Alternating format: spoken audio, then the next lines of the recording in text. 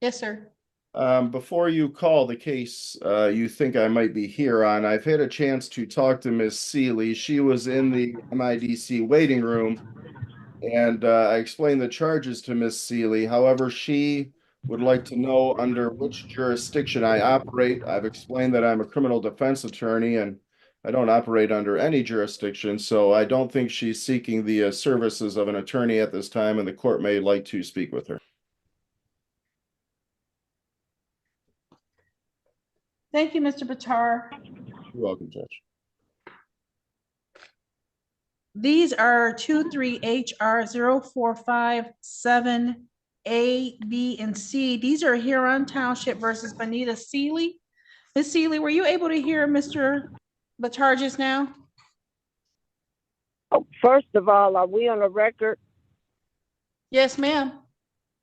Okay, are we under penalty and perjury? Are we on what, ma'am? Under penalty and perjury, is he willing to swear in?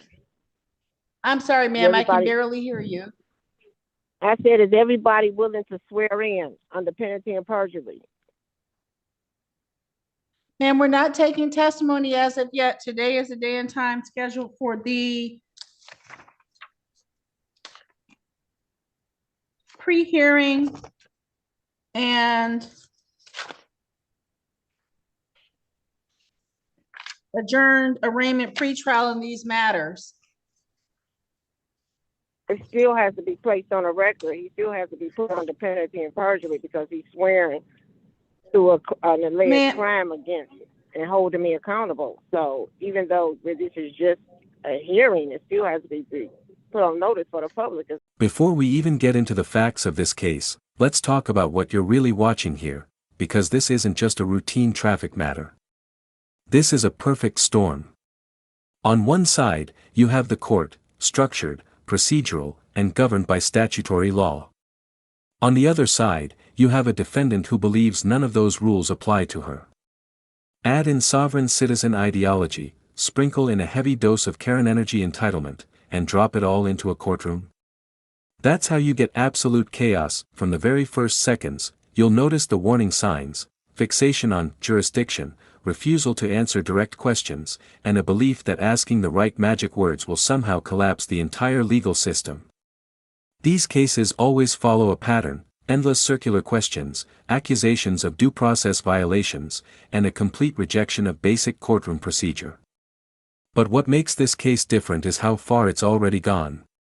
Missed court dates, prior judges, motions that never materialized. And now, a judge who's clearly reached the end of their patience. Ma'am, today is the day and time scheduled for the pre-hearing and the arraignment pretrial. Would you state your name for the record, please? Bonita Seeley. Ms. Seeley, Mr. Batar is the court-appointed attorney assigned to this courtroom for the day. He's indicated that you don't wish to engage his services. Is that correct? No, let me explain my position. I asked him a simple question about jurisdiction. That's why this hearing has been re-adjourned for today, because the last hearing, none of the attorneys could answer the question in regards to what jurisdiction that we're operating under. So they want to proceed without addressing the jurisdiction, which is a violation of due process. So in order for him to be represent me on... Right here is where the sovereign citizen script kicks in almost word for word. Are we on the record? Are we under penalty, Andiri? This isn't confusion, this is performance. These questions are designed to seize control of the room and reframe the court as something illegitimate. But notice the irony: she's demanding formal procedure while simultaneously rejecting the very system that creates that procedure. In the first hat, she's attempting to do is force everyone into a false premise, that unless certain phrases are spoken, the court has no authority. That's not how courts work. This is a pre-hearing procedural session, not sworn testimony. No one is accusing her of perjury because no one is testifying. But she needs it to sound dramatic, because drama is leverage in these belief systems. This is also where viewers should pay attention to tone. She's not asking for clarity, she's challenging legitimacy. That distinction matters. Courts answer questions all day long, but any public record, I have to understand what jurisdictions he's operating on. Ms. Seeley, if you do not wish to use the court-appointed attorney, and you confirm as much to the court right now, Mr. Bitar can go back, ma'am, Mr. Bitar can go back and do other things that he needs to do this morning. Do you wish to use Mr. Bitar's services, or do you wish to represent yourself this morning, or do you wish to retain counsel through some other mechanism? Under what charge, under which jurisdiction, and then who's bringing the charges against me? Ma'am, there were citations issued against you in Huron Township for limited access speeding 11 to 15 miles per hour over the posted speed limit. That's a civil infraction. There's count 2, no proof of insurance. And there is the misdemeanor of driving while license not valid or improper license. Do you wish to use the services of the MIDC attorney, or do you wish to represent yourself this morning, or do you wish to retain counsel? Who are the parties bringing this claim against me? It's a simple question. this moment is subtle, but incredibly important. The judge calmly explains the nature of the hearing, and she responds by insisting that everything be sworn, recorded, and noticed to the public. Why? Because sovereign citizen ideology treats courts like contracts. If you didn't agree, then it doesn't apply. But criminal courts don't require consent. Jurisdiction comes from statute, not participation. You can also hear something else creeping in here: escalation through accusation. She's already alleging crimes, violations, and impropriety, without evidence, simply because the court won't adopt her framework. That's a dangerous move. Judges don't respond well to being accused of criminal conduct for doing their jobs. His is where experienced viewers already know where this is headed. When a defendant refuses to acknowledge the authority of the court eventually stops accommodating them. And every extra word she speaks here. Because I didn't hear it. Who's bringing the charges against me? The citation that was issued to you was issued by an officer from Huron Township, Freddie Yono. It's the citation that was issued, is signed. So it's Freddie. It has his name and his ID number. Ma'am, my question to you is, do you wish to engage the services of the court-appointed attorney, or may I release him to go back to do some other work? Wait a minute, I have questions before I can answer on. You're trying to get me to No, ma'am. No, ma'am. Yes, it's a, No, it's ma'am. a due process violation. Objection. Yes. Miss Because you're not Seeley, hearing this me. is This the is a Miss hearing. Seeley, this is the third and last time I'm asking you. Will you be using Mr. Bitters to represent you this morning, or do you wish to retain your private attorney, or do you wish to represent yourself? I need to understand what jurisdiction we're under. Mr. Bitar, you may return to your breakout rooms to meet. Now we hit the core obsession: jurisdiction. She keeps returning to it like it's a spell that hasn't worked yet. And notice what she's doing strategically: she's refusing counsel until someone answers her question in a way she approves. That's not a right. That's a condition she invented. He judge, meanwhile, is doing exactly what judges do, narrowing the issue. Representation. Yes or no? Use the attorney, hire your own, or represent yourself. With other potential clients. Thank you. Thank you, Your Honor.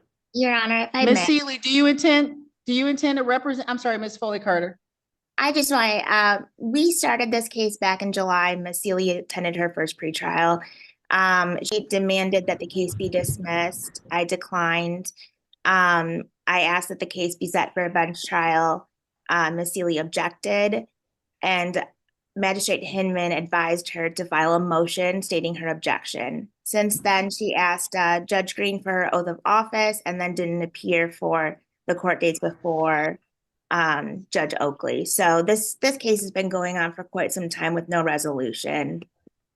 Because it's I'm asking a question and it requires a rebuttal when it's being ignored.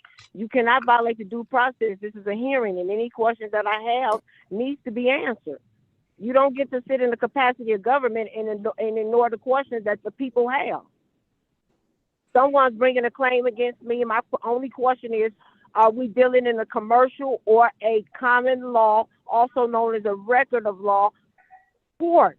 Matter, please. Objection. Objection. Are we in a common law court? Yes or no? January Case 23rd dismissed. at 11 o'clock. Case dismissed. Case dismissed because you refuse to rebuttal to the question regarding jurisdiction. You cannot proceed without honoring the jurisdiction. You cannot be in Ms. the capacity Seeley? of a. Yes. The misdemeanor matter and the 2 civil infractions that are traveling Objection. with it that were Objection. issued on April 26, 2023 will be set for an in-person bench trial in courtroom Objection. number 1. Objection. I will not be showing up. Objection. I will not be showing up. You refuse to answer the question of jurisdiction. You're trying to get me into the courtroom so you can take me against my will and lock me up in a cage like an animal.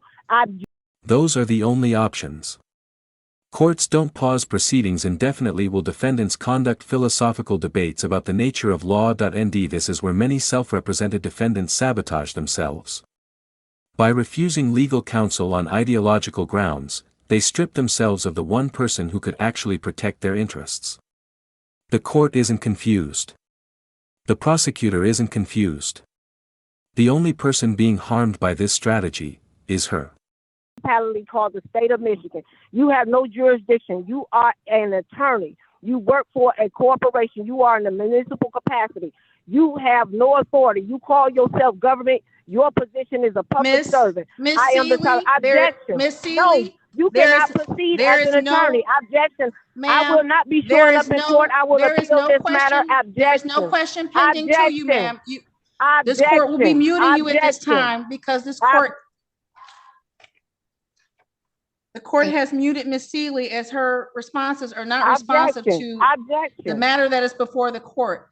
This matter is being scheduled for trial. If Ms. Seeley wishes to absent herself from that trial, that is her absolute right. That trial date is January 23rd at 11 a.m. That concludes this matter. Here comes the reality check. The charges are clearly laid out. Speeding. No insurance. And a misdemeanor license violation. These are not abstract concepts. These are statutory offenses with defined penalties. Yet instead of responding to the substance, she immediately pivots back to who's bringing the claim. This is another sovereign citizen staple, pretending criminal prosecution is a civil lawsuit between private parties. But criminal cases don't work that way. The state brings charges on behalf of the P.